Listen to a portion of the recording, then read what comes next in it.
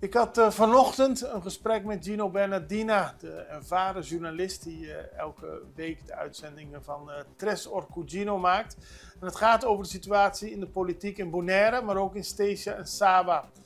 Ik laat u een deel van het interview zien. Dat gaat over de val, of tenminste de crisis in Bonaire. Ik weet niet of we al kunnen spreken van een val van de coalitie, maar die heeft in ieder geval geen steun meer in de eilandsraad na de stap van mevrouw Cerberi. Wat betekent dit precies? U ziet een interview tussen mij en Gino Bernardina en later op de dag kunt u het hele interview zien op de sociale media van Extra. Hier alvast het eerste deel. Gino Bernardina, op de eerste plaats dank dat ik in jouw studio plaats mag nemen. Jij neemt hier een paar keer per week Tres or Cugino op. Ja. 2 keer per week te zien op de sociale media van Curaçao en eigenlijk wereldwijd te zien. Hartstikke mooi programma. We gaan het hebben voor Exceptionaal over een onderwerp waar we eigenlijk niet zo heel veel aandacht aan besteden. Bestuur op de Besse-eilanden. Ja. Gisteren is er een crisis ontstaan in het bestuurscollege van Bonaire. Er is steun ingetrokken door een eilandraadslid die uit de fractie van de PDB is gegaan. Op Stesia zijn er ontwikkelingen waar we ook nog niet heel veel aandacht voor hebben gehad, maar die spelen ook al heel lang. En op Saba is men ook bezig met plannen voor verandering die Nederland heeft doorgelegd, waar men niet helemaal mee eens is. Dus er gebeurt van alles. Van alles, ja. Maar voordat de mensen voor een goed begrip, wat is er gisteren op Bonaire gebeurd? Gisteren op Bonaire heeft een van de eilandsraadleden haar steun ingetrokken van de coalitie. Ja. Dus het is eilandsraadlid voor de Democratische Partij, mevrouw Cerberi. Ja. Die steunt dus haar coalitie niet meer. Ze wordt onafhankelijk, ze heeft zich als onafhankelijk lid opgesteld. En daarmee heeft dus de coalitie haar meerderheid verloren. Ja. Op Bonaire heb je 9 zetels totaal volgens mij in de eilandsraad. Mm-hmm. En de coalitie had er 5 en de oppositie 4. En als zij dus nu zich onafhankelijk opstelt, is de coalitie zijn meerderheid kwijt. Dus daarom spreken ze op Bonaire dat de regering ten val is gekomen. De regering is gevallen. Maar bestuurscollege, het systeem van het bestuurscollege, wat we ook vroeger op Curaçao hadden, is iets anders. Het werkt iets anders dan normaal in het parlement, in de Tweede Kamer of de Staten. Zoals we dat hier kennen. Maar voor de duidelijkheid, het is de regering van Curaçao die geen meerderheid meer heeft in de eilandsraad. Van Bonaire, die geen meerderheid meer heeft in de eilandsraad. Ja. Die coalitie werd al gesteund door de PDB, door M21 en door een onafhankelijk lid, Vrolijk. Daar komt nu een tweede onafhankelijk lid bij. En die gaan, is de verwachting, onderling uitvoeren wie dan dadelijk een coalitie gaat steunen die wel de meerderheid heeft. Juist, dus je moet nu gaan kijken, dat is het eerste wat er gaat gebeuren, hoe er gelijmd kan worden. Of er nieuwe partijen zich dus in de nieuwe partijen deel gaan uitmaken van de coalitie. Denk aan een UPB. Ja. Of die altijd al zitten wachten tot... Maar de eerste berichten die ik heb ontvangen is dat de UPB daar niet op zit te wachten, omdat er ook nog veel andere dossiers liggen die toch moeilijk zijn als je nu in de regering stapt om daarmee aan de gang te gaan. Ja. Bijvoorbeeld ook een van de redenen, zoals ik heb begrepen, van de onvrede binnen de Democratische Partij, dat heeft geleid tot besluit van mevrouw Cerberi om eruit te stappen, is de manier van werken van een van de gedeputeerden. Dat is de heer Abraham. Ja. Die heeft nu een groot probleem weer met de branden daar op Renville. En dat moet aangepakt worden. Er is al een keer heel veel te doen geweest tussen Nederland en Bonaire daarover. Het is uiteindelijk weer teruggegaan onder de verantwoordelijkheid van het eilandsbestuur. Maar de problemen die blijven. De bestaande zijn misschien wel erger geworden. En het schijnt dat de heer Abraham zich ook tegenover zijn eigen partij een beetje afstandelijk gedraagt. Dus men heeft niet veel contact met hem, hij legt geen verantwoording af binnen de partij. En deze mevrouw Cerberi, die heeft daar volgens mij vaker mee aan de bel getrokken. Over aan de bel getrokken, dus binnenkamers. En toen kwam er juist een beetje druk op haar, of zij dan niet kan aanblijven. En toen krijg je dus dit besluit.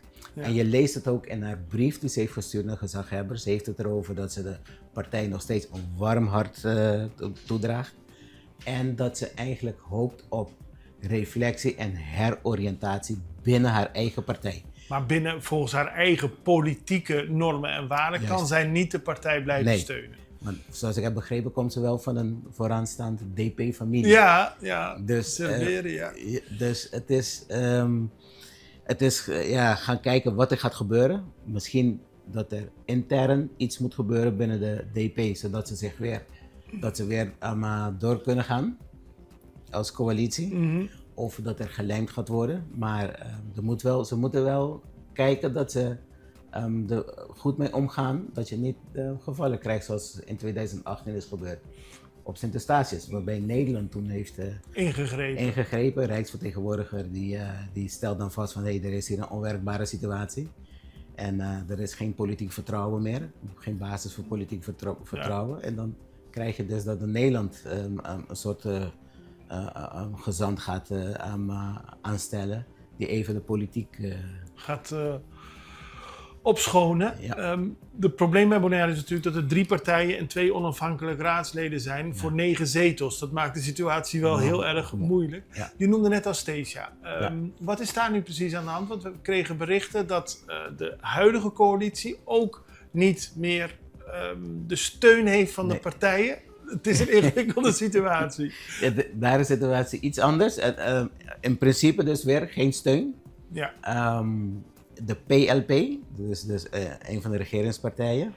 En daar heeft de oprichter en... Meneer Clyde van Putten, misschien wel de bekendste Statiaanse politicus. Die heeft dus besloten dat hij geen steun meer geeft aan zijn eigen gedeputeerden. Dus de gedeputeerden die zijn aangesteld door zijn eigen partij in de coalitie, juist. Daar schijnt het ook zo te zijn dat hij al maanden bezig was, omdat er geen tevredenheid was binnen de partij over het functioneren van de gedeputeerden. Het schijnt al maanden bezig te zijn. En Clyde als eilandsraadlid en ik denk ook als oprichter, politiek leider van de partij, heeft dus aangegeven dus dat hij veranderingen wil. Mm-hmm. Maar die gedeputeerden die namen maar niet de stap uit eigen wil om bijvoorbeeld hun ontslag in te dienen. En zodat er andere gedeputeerden aangesteld kunnen worden. En nu heeft dus Clyde, hij is niet uit de fractie gestapt. Hij stopt niet als eilandsraadlid. Hij blijft lid van de partij. Hij blijft in de eilandsraad. Maar hij steunt die 2 personen, die 2 gedeputeerden niet meer. Dus heb je ook weer een crisis daar. Ook een crisis. En op Saba, het kleinste eiland van de BES, daar zijn ze juist niet blij met de plannen die Nederland heeft uitgevoerd om de eilandsraad en het bestuurscollege te vergroten. Hè? Dat is zeg maar een plan wat al eerder naar voren was gebracht. En Saba zegt van ja jongens, wij willen een uitzonderingspositie erin. Voordat we daarop verder gaan, is het een toeval dat er crisis is in al die 3 eilanden? Nou, dit werpt de vraag op of politiek best, dus zoals het in elkaar zit, of dat functioneert.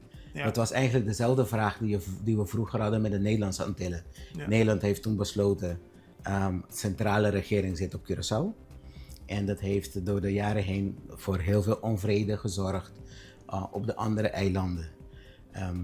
Aruba was de eerste die eruit stapte en uiteindelijk in 2010 is de hele constellatie van de Nederlandse Antillen politiek, juridisch, is uit elkaar gespat. En je kan je nu dus ook afvragen of Nederland, als je ziet hoe Nederland de BES heeft georganiseerd, er is niet een centrale regering voor de 3 eilanden. Elk heeft dan zijn eigen bestuur, er is niet daarboven een centrale regering. Maar je ziet wel dat op Bonaire bijna alles wat Nederland doet voor de eilanden, dus wat onder de verantwoordelijkheid van Nederland valt, de Rijksvertegenwoordiging en de RCN, alles is geconcentreerd op Bonaire. Dus eigenlijk is Bonaire een soort centrumwerk voor de BES. Vervult wat de positie die Curaçao vervulde in de Nederlandse Antillen. Ambtelijk, zeker. Ja. Snap je? En dat zit ook weer niet lekker bij die 2 andere eilanden. Ik had gisteren een gesprek met een goede vriendin van ons uit Saba. En die had het er ook over. Was een beetje met haar aan het appen. Die had het erover van... Nee, ze vinden het helemaal niet zo fijn hoe ze behandeld worden. Vooral door de ambtenaren daar op Bonaire. Dus het zit niet helemaal lekker binnen de BES. Je hebt in ieder geval niet zo'n centrale regering zoals bij Nederlandse Antillen. Maar je ziet dat het politiek klopt niet helemaal. Je had het net ook over Sabah. Die wil zich dan weer een andere positie nu wat betreft de uitbreiding van eilandsraadleden en gedeputeerden. Ja, want dat is het plan van Nederland om te zorgen dat de politiek wat meer daadkracht kan hebben. Wat en beter. ze baseren zich op de aantal inwoners van de eilanden Ja. en vergeleken met gemeenten in Nederland zouden zij dus ook meer eilandsraadleden en gedeputeerden mogen hebben. Maar dat kost geld en dat moet logistiek ook kunnen. En Sabah zegt dat Nederland daar afspraken voor heeft gemaakt die ze niet zijn nagekomen. Juist, want de plannen waren gemaakt onder Sabo met de afspraken dus dat Voormalige staatssecretaris. Voormalige staatssecretaris, met ook afspraken dus dat Nederland gaat helpen met het logistieke gedeelte en ook de financiële gevolgen daarvan. Maar toen, je weet het, de regering in Nederland is ook ten val gekomen. Toen heeft de Tweede Kamer besloten dat sommige dingen worden geparkeerd. Dit was er één van. En de huidige staatssecretaris, Van Maren. die heeft de Tweede Kamer toch gevraagd om daarmee door te gaan. Terwijl die gezegd had, ik ga niks doordrukken. En zegt Sabah nu van, ja, die plannen waren gestopt, nu willen jullie doorgaan, maar we zijn nog niet klaar. Dat logistieke gedeelte, waar moet ik meer eilandsraadleden huisvesten? We hebben meer fractiekamers nodig, we hebben grotere vergaderzalen nodig. Meer gedeputeerden, die moeten ook een eigen kantoor hebben. Dus dat soort dingen, zegt Sabah, daar zijn we nog niet klaar voor. Dus het zijn misschien ogen van een Nederlander, misschien... hele kleine... Maar op zo'n eiland is het echt logistiek een groot probleem. Ja. Wat moeten we nu? Wat moeten we nu? Misschien, kijk, we hebben het in de Koninkrijk hebben we het erover. De Raad van State heeft een paper geschreven over 70 jaar statuut. We hebben het ook over 15 jaar nieuwe status binnen het Koninkrijk met de eilanden hier in het Caribisch gebied. We hebben het vaker erover van, moeten we niet dus politiek anders gaan doen? Inrichten, andere afspraken. We hebben het vaak over democratisch deficit. Misschien moeten weer rondetafelconferenties komen over hoe we beter verder kunnen met meer democratisch, wat meer evenwichtig binnen het Koninkrijk, maar ook dat de eilanden, ook de BES-eilanden, ja, kijk, ze hebben een soort bijzondere status, hè. Als je kijkt bijvoorbeeld naar Frankrijk, die kent zoiets niet. Nee. Of je bent onderdeel van Frankrijk, zelfde rechten en plichten, of niet. Ja. Dat van die bijzondere status, zoals de werkt misschien niet. En we moeten eerlijk zijn, er zijn nu problemen.